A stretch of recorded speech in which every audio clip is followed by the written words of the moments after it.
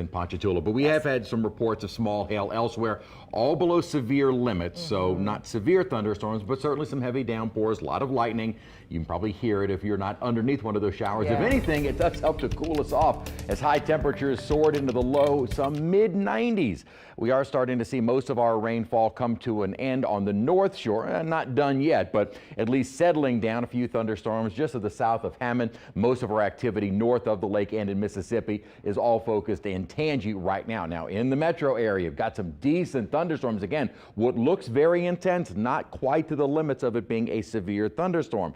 We'll wait and see, but as of right now, what hail we have had reported is all smaller than quarter size, which would be what would prompt a severe thunderstorm warning. Lightning is not considered for a severe thunderstorm. What is the hail and also strong gusty winds, and the winds, while gusty, again not at severe limits, but certainly some very heavy downpours basically from Kenner across much of Metairie with the exception of right along the lakefront, and that extends onto the west bank, then back to the east bank in the river bend, Old Jefferson, River Ridge, Harahan getting on this, and then south toward Estelle, Belle Chase getting in on some of this very heavy rainfall. Here are the estimates for hail size, the light blue being pea or nickel size. Again, if we were to start to see any of the yellow indicating quarter size hail, that would then be a severe thunderstorm. We also have some decent thunderstorms around the Laplace area, down the bayou, and farther west. So starting to get into that kind of late afternoon, daytime heating when most of our thunderstorm development has occurred. Much of the day has been relatively quiet,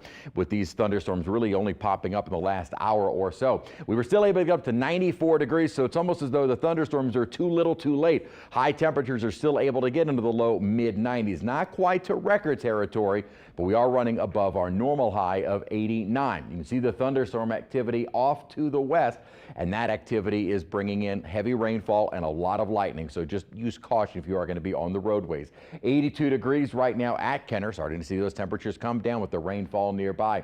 Dew points in the 60s, winds gusty because of the nearby thunderstorms. Where you're not in the rain, such as north at Laplace. Now there are thunderstorms in the vicinity, but at our station there, still 93 degrees, 77 in Hammond with some rain nearby.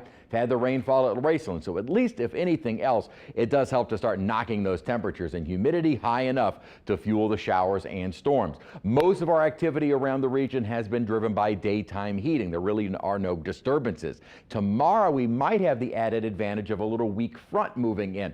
All it's going to do is maybe act as a better focus for some scattered showers and thunderstorms. Still at around 30, maybe 40%, but overall rain chances tomorrow about the same. Now the rain chances I'm increasing a little bit more for Saturday because we are going to see this complex of storms to our north. We may see some activity from that feature, but it does look like the bulk of that will stay to our north and west. And in those areas for Saturday, they're under a level 2. We are only under a level 1 threat, mainly from gusty winds with some of the thunderstorms that do develop. We'll be watching that complex of storms to see if any part of it could affect our area. It doesn't at the moment appear as though that is going to be the case. And after that chance of rain on Saturday, our rain chances pretty much start settling off. We've been looking at that upper low, bringing in the smoke across the eastern seaboard, but our focus is going to be on this building upper ridge. This will start sending our temperatures into the more mid to upper 90-degree range, and not much in the way of any rainfall to help cool things off. Starting Monday,